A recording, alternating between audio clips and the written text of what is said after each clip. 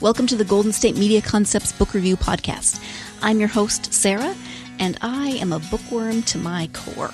I was thinking this morning about high school, and I don't know, don't ask me why, because I really have no desire to go back to high school, but for some reason I was thinking about high school and what I would take with me to each class. I would always have a stack, and that stack would consist of the folder and the notebook required for that class, the textbook required for that class, and a library book. And of course, I'd always have a pen or a pencil, but that didn't fit into the nice rectangular stacked by size pile. So I'd have my stack and I'd haul these things to the class, but I would never go anywhere without that book. Usually it was a library book, sometimes it was a personal book. And then during those first few minutes of class, when everyone was still settling in and the teacher hadn't started yet, I was usually reading. And any time during class, if we had any kind of a free moment, I was usually reading. And I think I was remembering this because while I no longer carry a stack of notebooks and books with me, I do always still have a book wherever I go. I was dragged kicking and screaming into the digital era by my husband when he gave me a Kindle for Christmas a few years ago, but in some ways it really is kind of nice because I always have a book on the Kindle app on my phone. So if I have to stand in line for more than about 30 seconds anywhere, out comes the phone and I sneak in a few minutes of reading while I wait. So, as I said, my name is Sarah, and I am a total book nerd. I hope you are too, and thank you for joining me for this book discussion. Before we get started, we're going to take a quick break, but when we come back, we'll be looking at 3 books today. Divergent by Veronica Roth, Finding Audrey by Sophie Kinsella, and You're Never Weird on the Internet, Almost, by Felicia. We'll be right back. Want to find out what movies to go see? Then check out the GSMC Movie Podcast. It's your ticket to the latest movies, whether it's a new blockbuster event, romantic, comedy, or action flick. This show has got it all covered. They talk some what to go see now. Don't bother. What's hot on Netflix and everything in between. That's gsmcpodcast.com/movie-podcast. When it's all about the movies, it has to be this new show. Don't forget to like them on Facebook and follow them on Twitter. Visit gsmcpodcast.com for more info.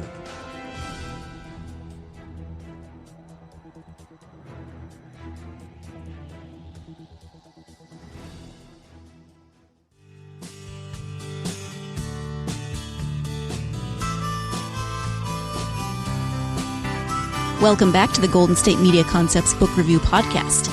We're going to get started and jump right into our first book. And that book is Divergent by Veronica Roth. It's the first in a trilogy of books.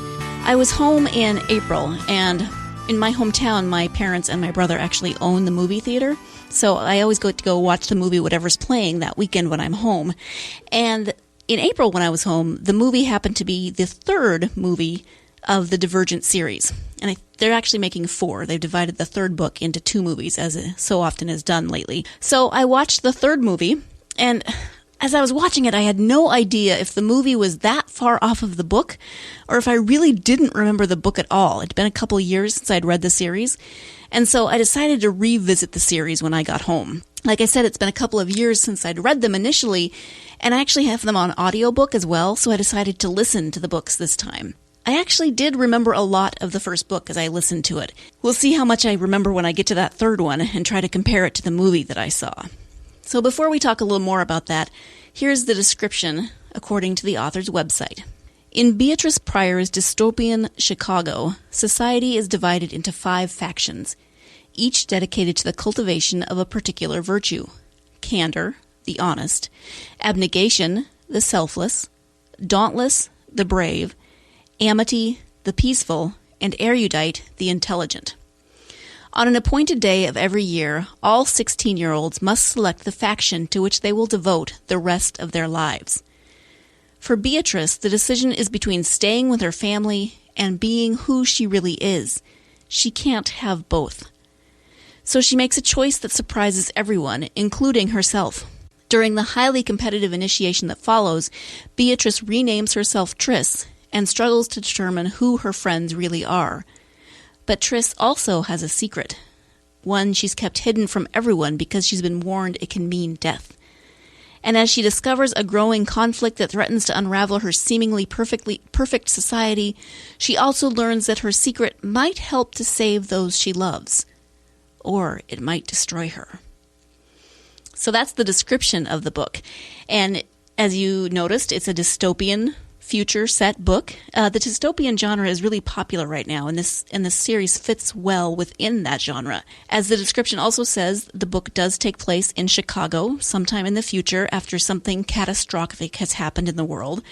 It isn't clear exactly what that catastrophe was, but the residents of the factions are fairly certain that they are the only ones who have survived. So in the wake of that catastrophe, the factions were created to try to avoid another catastrophic event in the future. So, for instance, the Dauntless felt that what happened was caused by cowardice, so they prize bravery, whereas the Abnegation faction feels that it was caused by selfishness, so they seek to be selfless, etc. Each of the factions has a different reason for why they thought the world became so corrupt, became so doomed in the end. And so they form their faction and try to act in ways that are the opposite of what they think caused that catastrophe. It's an interesting theory, but it also begs a lot of questions involving human nature and how humans aren't merely one thing or the other. And this actually comes into play in the story. It's where the Divergent comes in. When Triss does her aptitude test, it shows that she has an aptitude for 3 different fractions rather than just one. And this is seen as dangerous in the society because you're supposed to fit into one faction. She has to try to keep it a secret from those in power after she discovers that she is divergent. And I don't know if you do this, but I always try to picture myself in the books that I read. And I'm not really sure as I read and as I re-listened to this book which faction I would end up in. Maybe erudite, as I am curious and I love to learn. But unlike Triss, who shows an aptitude for multiple factions, I think I might actually end up factionless, not showing enough of a tendency toward any of them. I'm not sure. But this reminds me, there are what are called the faction list. These are basically the homeless of the series. If you don't fit in, or if you don't make it through your faction's initiation, they just kick you out. And since the motto in this society is faction before blood, if you go to another faction, then that faction is your family. You have to leave your family. You're not even supposed to see them anymore. You can't go back to your family and you end up on the street to fend for yourself when you become factionless. Now, like most young adult books, this one does have that romantic angle, but I appreciate that the author doesn't go into the love triangle route that so many books of this type seem to do lately. You know, the one where there's one character, often a girl, and there's 2 guys that she's interested in who are interested in her. And so you have to slog through the whole drama about who she's going to end up with, even though you usually know who she's going to end up with. But you have to go through that whole angst of the third wheel first. And since I was back in high school at the beginning of this episode, I tried to imagine what 16-year-old me would have thought of the romance, and I probably would have been completely on board with it. Middle-aged me mostly skims those parts these days, but that's not the book's fault. There is some sexual tension in the book, but no actual sex, if you're wondering. And there's actually some fairly decent communication between the 2 characters about whether they will or won't. So at least they're talking about it. At least they're being somewhat responsible for teenagers in love. So that's a really brief description of the book. Dystopian society, Chicago, factions. Of course, there's drama that happens. There's crisis that happens. I'm not going to give away that part. But in addition to the book, I also thought that I'd talk a little bit about the movie, since that's what got me back into this series in the first place, that 3rd movie. I tend to read a lot of books that are also movies. Not necessarily because they are movies. Some I read before they're developed into films, and others I read because I see a preview or hear about a movie that's also a book, and then I want to check out that book. And for full disclosure, I am a little bit of a book snob, and I always like the book better than the movie. I think there's been something like 2 movies in my entire life that I liked more than the book. Maybe only 1. I'm really not sure. But I also love movies. I love the enjoyment of movies. I love the entertainment of movies. It's just that I get so involved in the characters and the plot of the book that it can be hard for me to separate from that when I go to watch a movie. As I mentioned, I just finished listening to this book, Divergent, on audiobook. And the actual book is almost 500 pages long, and the audiobook is about 11 hours of listening. So turning all of that into a 2-hour movie, of course, means you have to leave a lot out. And I think this is why it can be so hard for me when movies become books, because so much has to get left out in order to fit into a normal length of a movie. The deeper character and plot developments get cut out, and some things have to be changed or added so that the book makes sense as a movie, and I get all that. I do get that, but it doesn't stop my brain from dissecting everything and getting disgusted at all the changes and the differences. All in all, though, I think the movie version of Divergent did a decent job. Of course, a lot was left out. The book is written from Triss's perspective in first person, so unless she were to narrate the entire movie, which would be awkward and annoying, you aren't going to get the same depth of perspective in the movie that you get in the book about Triss's feelings, her experiences, what she's seeing. Now, one of my biggest pet peeves when movies create scenes that are completely different from the book. And like I said earlier, I get why some things have to be added for continuity and flow to make things make sense visually. But if you have to leave 75% of a book out in order to create a movie, why do you have to create new material to add in? Please, stop doing that. Book snobs everywhere will agree with me. Thankfully, there isn't much of that in this movie. There are a few things, and the ending, which, again, I'm not going to tell you about, is different from the book for reasons that I'm not 100% clear on. I don't think they should affect the story going forward. I'm not sure. I haven't actually seen the second movie yet, so I can't speak to that with any specificity at this point. Yes, I know I've seen the first movie, the third movie. I haven't seen the second movie. I know I'm weird. But another minor pet peeve of mine when it comes to movies that have also been books is casting. For instance, when a book clearly describes a person and the actor cast looks nothing like that description, I find it annoying. I can usually move on from that a little bit, but for instance, in this movie and book, in the book, the main character, Triss, and others are constantly commenting on her size and how petite she is. She's the smallest in the Dauntless Initiate group, and so this is a constant source of a topic that's being commented on. But in the movie, she's a good 6 inches taller than her friend Christina and about the same height as some of the men. So I realize that casting can't be perfect, and if the actors fit the part and do a good job, that's huge, but my literal book snobbish brain still wants to snark at people for getting details wrong. Hair color, eye color, etc. But all book snobbishness aside, this is actually a good adaptation of the book. Have you seen it? The movie, I mean. And what were your thoughts? If you've seen the movie and read the book, do you think it's a good adaptation? If you've only seen the movie, what do you think? If I remember correctly, my husband enjoyed the movie and hasn't yet read the book. He's actually the total opposite of me. He likes to watch the movie first so then it can actually play like a movie in his head while he reads the book. So he said he liked it. I'm wondering what you all think if you've read and or watched the movie. So we actually have to take a quick break, and when we come back, we'll be moving on to the second book up for discussion, Finding Audrey by Sophie Kinsella. So stay tuned, and we'll be right back. Tired of searching the vast jungle of podcasts? Now listen close and hear this out. There's a podcast network that covers just about everything that you've been searching. Hey! The Golden State Media Concepts Podcast Network is here. Nothing less than a podcast bliss with endless hours of podcast coverage. From news, sports, music, fashion, cooking, entertainment, fantasy, football, and so much more. So stop lurking around and go straight out to the Golden State Media Concepts Podcast Network. Guaranteed to fill that podcast itch. Whatever it may be. Visit us at www.gsmcpodcast.com. Follow us on Facebook and Twitter, and download us on iTunes, SoundCloud, and Google Play.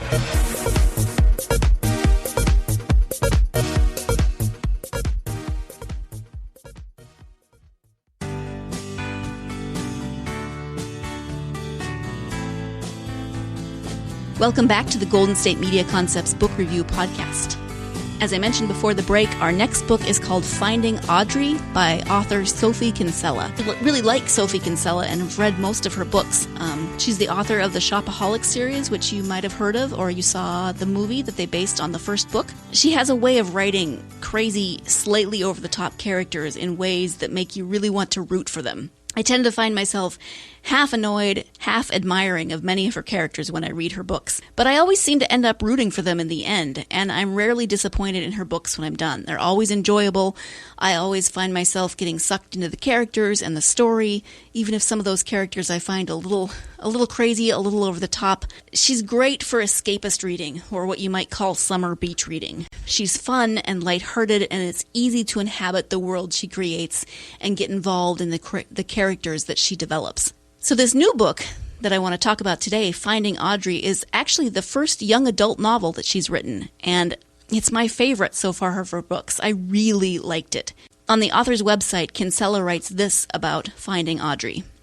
Audrey is a teenage girl suffering from social anxiety disorder.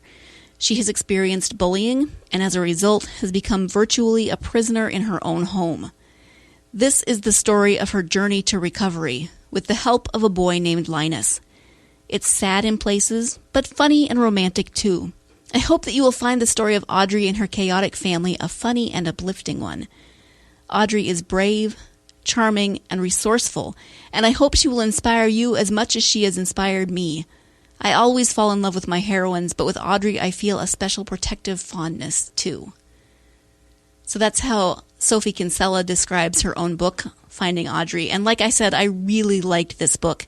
As it says in that first part, Audrey suffers from social anxiety disorder. So this is a book that deals with the topic of mental illness, and that can sometimes be a difficult subject, especially with a teenage protagonist. But this book, I think, does so in a way that makes it easily accessible. It makes it easy to enter into Audrey's journey with her and begin to understand what has happened to her and what is continuing to happen in her brain as she works through some of these difficulties and begins to go on that path toward getting back the life she had before the incident that triggered the social anxiety. We never actually find out exactly what happened to Audrey before the book starts, which I kind of like because it leaves room for people's imaginations. You know, we don't have to know specifically what happened to her. We know she was bullied at the school that she was at, but if we don't know exactly what happened to her, I think that also makes it easier for us as readers to step into that character. We can bring our own experiences and say, oh, I can understand that. X, Y, or Z happened to me. So it makes it a little more easy to relate to Audrey. We can bring our own experiences into that picture. I also appreciate that it's specifically pointed out in the book that while the inciting incident, the bullying, exacerbated Audrey's social anxiety disorder, the bullying, the incidents didn't cause it. That this is something that she would have had to deal with in some way, shape, or form during her life, no matter what. As I said, the incident exacerbated it. It definitely brought it to the forefront, but it didn't cause it. And she has to learn then to address her anxiety on its own terms, not in relationship to the kids who bullied her. She can't just address it in relationship to that specific incident. She has to, through therapy and her medication and working with her family, she has to work through it on its own terms and her own terms. And I really appreciate that that's made clear in the book. The book is told from Audrey's perspective, so we're able to see through her eyes how much she has been affected both by the bullying and by the effects of the anxiety. Kinsella says that she's almost a prisoner in her own home. She has difficulty leaving the house, and she wears sunglasses constantly because she can't make eye contact even with her own family. The only person that she can make eye contact with is her 4-year-old brother, Felix. We really get to understand how she's feeling, how this has all affected her, what all of these incidences and this mental illness that she has experienced affect her life and how she's learning to deal with it. I think that this perspective from Audrey's point of view is an interesting choice because by the end of the book, we are able to realize just how isolating anxiety can be. As Audrey begins to make progress, she realizes how much of her family life that she has missed. She realizes how many of the details, how many of the nuances in her family relationships that she hasn't been able to notice because she has been, of course, dealing with her own anxiety issues. She realizes just how much has happened that she hasn't been aware of because how deeply she has been immersed in her own misery. And I think that this is a really good description of how we can get so caught up in our own mental struggles that we forget not necessarily forget, but we don't notice what's going on around us. It's not that she does it on purpose. It's not because she's selfish. It's because she's trying to deal with her own struggles. And then as she heals, as she progresses, she starts to realize that life has been happening around her, and she hasn't been able to see it. She hasn't been able to partake of it. She hasn't been able to enjoy it as much as she would have liked to. And as someone who has had her own struggles with depression and anxiety, I really appreciate how Kinsella approached these topics in this book. I resonated with so many of Audrey's experiences. Obviously, I don't have the exact same experiences that she has had, but seeing that in print, seeing a character brought to life on the pages of this book was great, because I could bring my own experiences into it, and I could say, that's a character that I can resonate with. That's a character that I really appreciate, and I see myself reflected in some ways in her. I also appreciate that Audrey's progress isn't straightforward. She's on this journey, and she does improve, but she and her therapist describe it as a jagged graph. You know, when you have a right angle and then there's a line that goes straight up from that, that's not what the progress is. It's a jagged graph rather than one that goes straight up, or sometimes she is frustrated by that lack of it going straight up. And when she's frustrated, she describes how it feels like she's taking a couple of steps forward and then several steps back, and then more steps forward, more steps back. It's not a straight path to recovery. Anxiety, in this case, is not something that heals overnight. It doesn't just heal by, oh, here's a pill, take this. Oh, here's an hour of therapy, go here. And this book does a great job of showing that. Even when Audrey starts reconnecting and even begins hanging out with one of her brother's friends, Linus, it's not like a lot of books where love suddenly conquers all, and I'm all for romances and I'm all for love, healing, but it doesn't always work exactly like that, and I think this book does a good job of showing that. Linus is certainly part of her recovery, but they progress through this journey together, and they both make mistakes along the way. I do like it because even though it's a serious, serious topic, there are still some of Kinsella's trademark over-the-top characters. There's a lot of funny things that happen in this book. It's a very enjoyable read. Audrey's parents and her brothers consistently cracked me up through the whole thing, each bringing their own personalities and personal issues into the mix. Audrey's mom is definitely the zaniest because she so wants to be a good mother that she tends to go a little bit overboard. So she's always coming up with these different ways of doing everything so that she's going to raise this perfect family and be the perfect mom. And she's likable because she does want to be a good mother, but she has some really interesting, crazy ideas about going about that. Audrey's dad, on the other hand, is a little more laid back, but he loves his wife and he tries to support his wife, sometimes a little sheepishly. He can see the kids are rolling their eyes, but you can tell that they love each other and their children, and they work hard to be good parents. And then there's Audrey's older brother, Frank, who's a source of a lot of the drama and the comic relief in this book, because their mom is convinced that Frank is addicted to computers and gaming because of his love of a game called Land of Conquerors. And so a lot of her parenting attempts are in relationship to Frank. She tries to get him interested in something else, and his reactions are hilarious. Now, since we're talking about Frank, full disclosure, Frank does tend to drop the F-bomb. I mean, it's not on every page or everything, maybe 5 to 10 times throughout the book. But, if you're thinking about reading this book, or you want somebody that who's younger to read this, and you're concerned about those things, just know that there are some F-bombs here and there throughout the book. But other than that, it's pretty clean. And then there's 4-year-old Felix, I apologize. 4-year-old Felix, who's Audrey's baby brother, and who brings the joy of being 4 to this family. As I said, he's the only one that Audrey is able to initially make eye contact with, and interacting with his sweet, joyful exuberance seems to be that first step in helping Audrey interact with others. So in the end, we see that they're a family who works together and loves each other, doing the best that they can despite any mistakes or in dysfunction. Like I said, I loved this book. I devoured it as quickly as my currently crazy schedule would allow me to do. I laughed. I resonated with it. I really got sucked into the characters and the story, and I loved this book. So we do have to take one more break, but when we come back, we'll be moving on to the third book of today's podcast, a book called You're Never Weird on the Internet, Almost, by Felicia Day. So stay tuned, and we'll be right back. Do you want to be healthier, yet you just don't know what to do? All these shows telling you this and that, but nothing seems to work. Well, listen close. Golden State Media Concepts has got something great for you. The Health and Wellness Podcast dedicated to workout trends, healthy eating habits, diet, and everything about healthy living. Join us in our banters as we help you not just live life to the fullest, but live it to the healthiest.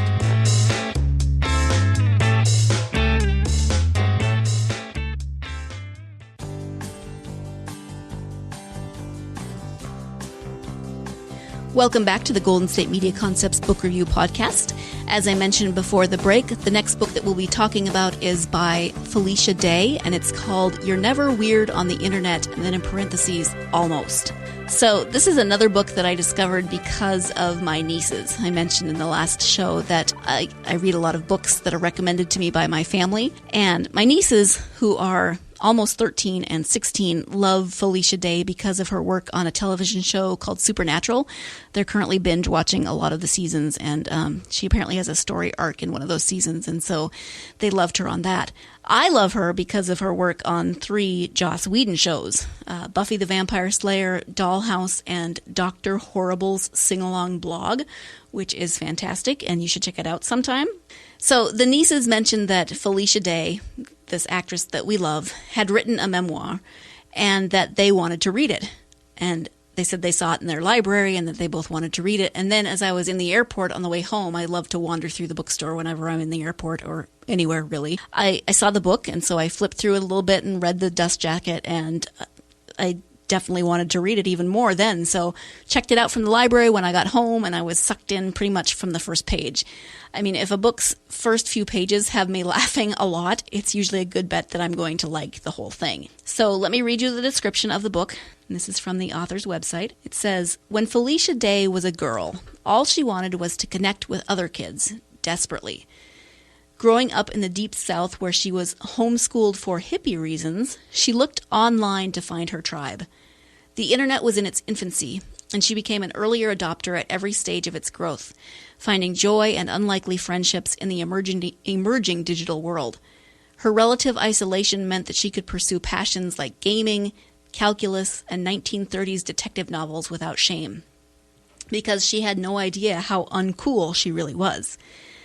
But if it hadn't been for her strange background, the awkwardness continued when she started college at 16 with mom driving her to campus every day, she might never had the naive confidence to forge her own path, like when she graduated as valedictorian with a math degree and then headed to Hollywood to pursue a career in acting despite having 0 contacts. Or when she was tired of being typecast as the crazy cat lady secretary and decided to create her own web series before people in show business understood that online video could be more than just cats chasing laser pointers. Felicia's rags to riches rise to internet fame launched her career as one of the most influential creators in new media. Ever candid, she opens up about the rough patches along the way, recounting battles with writer's block, a full-blown gaming addiction, severe anxiety and depression, and how she reinvented herself when overachieving became overwhelming. Now, I really like memoirs in general. I've been reading a lot of them lately in the last couple of years, and I enjoyed this one in particular. Day and I have little to nothing in common in terms of our background or our upbringing or what we studied in college, but I resonated with so many parts of this book.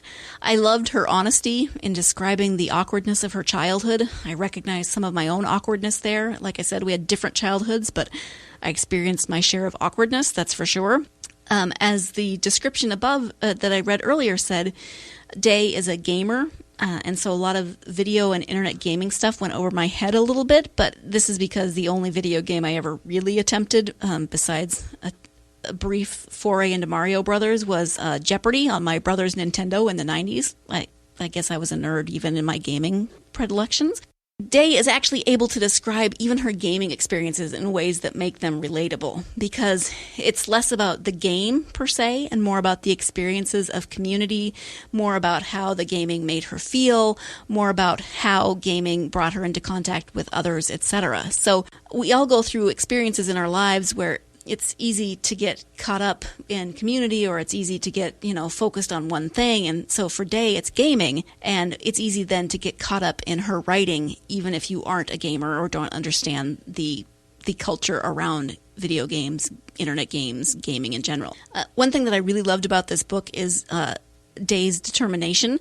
She's either a total inspiration or she's slightly crazy, or both, because as it said in the description, after graduating college with not only a major in math but also one in violin, she headed off to Hollywood to become an actress, despite having no contacts and no definitive plan. She just knew that she wanted to be an actress. She wanted to go to Hollywood to do it, and so off she went. Graduated college and headed off. And I stand in awe of that plan, even while I'm thinking, what was she thinking? That's crazy. But that's what she did, and it's fun to read about it. It's inspiring to read about it. Even when things didn't go quite as she'd hoped, then, as it said, she was tired of being typecast, so she created her own web series, which was something that very few people were doing at the time. She knew what she was able to do. She understood the internet. She understood what she wanted to do as an actress. And so she and some friends of hers created this web series, and she talks about how they did it out of their garages. I actually paused in my reading to turn on Netflix and watch the first season of this show that she created, which is called The Guild. It's really crazy how she just did this. Very little budget, very little experience, but she had determination, and she knew what she wanted. So out of their garages, they created this web series. And it went on for, I think, 6 seasons, maybe? 6 or 7. And so I like books that inspire me in one way or another. I like to read about how people take what life throws at them and figure out what to do with it, because it helps me to remember that I don't have to be stuck where I am if I don't want to be. There are options. There are things that I know that can maybe help me get out of that situation that I'm in. And I also really like books that are honest about how those paths aren't always straight, because Day certainly encountered struggles and setbacks. She writes compellingly about her own experiences with depression and anxiety. It's a coincidence, it turns out, that 2 of the books I chose for today deal with young women working through depression and anxiety. I didn't choose them because of that theme, but this was another book where I was able to recognize some of my own struggles, which, of course, made the book more relatable to me. I appreciate that Day was able to share some of her experiences with her own struggles, because depression is something that I don't think we talk about enough, and awareness is key to understand people who have those things that you can't always see. A person may look fine on the outside. They may look, quote-unquote, normal, but inside they could be experiencing depression or anxiety or any number of things. And so awareness is great, and being able to read a book like this, a book like Finding Audrey, that normalizes it, that brings it out in the open, that discusses it just like anything else, is great. As I said earlier, depression, anxiety, etc., it's not something that can just be fixed with that magic pill or that hour of therapy. It's something that takes work. And I think that Day does a really nice job of giving us a glimpse into her own work in this area. So those of us with similar issues know we're not alone in our struggles. And those who haven't experienced depression or anxiety can maybe get a little sense of what it's like. But they can do so in a way that's relatable, that's humorous at times, a way that's not scary. They can just read about this person's experiences. If you weren't familiar with Felicia Day before this podcast, you should be. Go hop on Netflix and watch some of her stuff. Better yet, go hop on YouTube, because she has a massive internet presence. She has YouTube videos, but you should also go watch her because she's smart, she's funny, and she's really talented. Plus, she's quirky and slightly awkward, so we don't have to hate her for being too perfect.